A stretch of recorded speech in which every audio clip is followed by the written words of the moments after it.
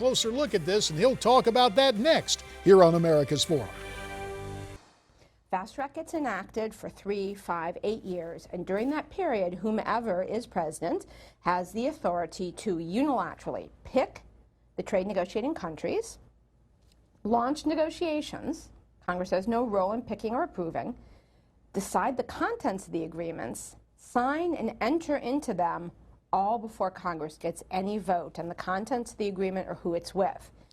That's Lori Wallach of Public Citizen on C-SPAN talking about the deal that is really percolating now between the Obama administration and the Republican-controlled Congress when it comes to the Trans-Pacific Partnership.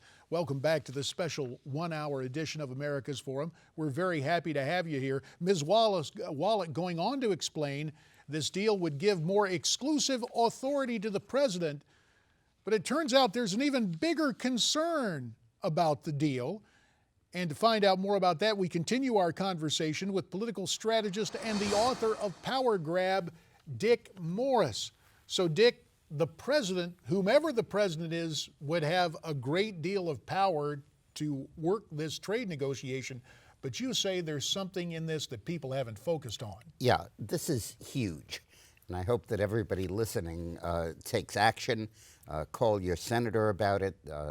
If he's a Republican, he's voting wrong.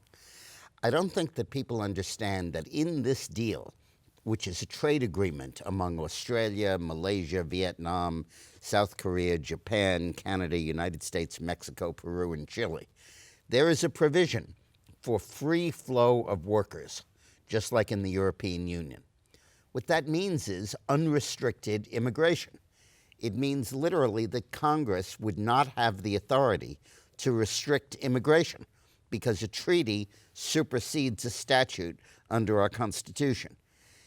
In Power Grab, the book you were talking about, we warn that Obama is going to try to circumvent the legislative process and use the treaty-making authority to do stuff that Congress can't repeal and a future president can't change. And as he enters the 7th year of his presidency, that's what he's focused on.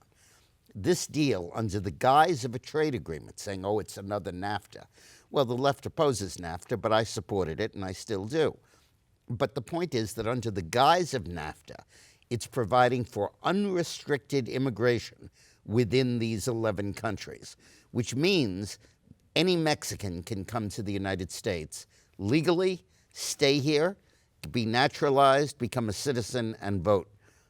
So this becomes the stealth approach to amnesty. This Not is just amnesty. But amnesty is for people that are already here.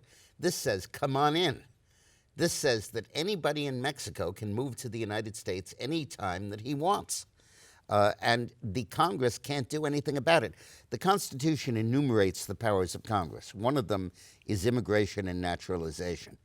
This supersedes that, and it does so for all time, because you can't repeal a treaty unless the other 10 signatories agree. And it's even more important than that. I'll get to this in another segment later on. It also could become the way to get climate change in. He's taking the whole legislative agenda and putting it in a treaty, getting it ratified, and then it becomes as good as a constitutional amendment. So, yeah, it's an all-purpose constitutional amendment, really like a trash compactor for the Constitution. It all goes back to what the Europeans did in the European Union. They couldn't pass it in any country, the new Constitution. So what they did is they signed a treaty, and they put the whole thing in a treaty.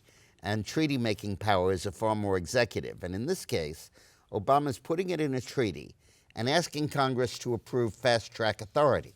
The idea that with all the power this president has grabbed, the Republicans are about to give him fast track, which means he can do any trade agreement he wants and ratification is almost automatic. And the Democrats are opposing this. It is entirely Republican votes that are pushing it, and they just don't understand what's in the damn bill.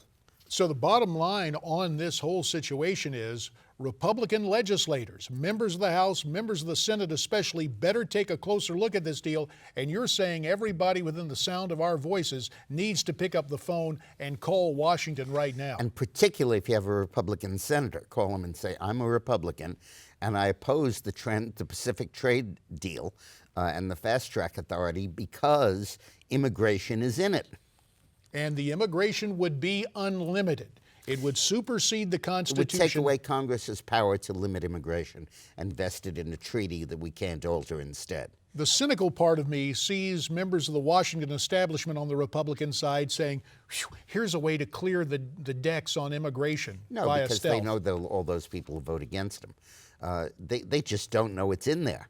And what Obama's doing, and we predicted this in Power Grab, is he's taking his entire agenda and putting it in a treaty, and then on top of that, putting in Fast Track. Fast Track says you can't amend the treaty. You have to vote it up or down in 60 days. So the bottom line is, let them feel the heat, and hopefully they'll see the light. Please. You need to see the light on Dick Morris's best-selling book, Power Grab. You can get it at powergrab411.com.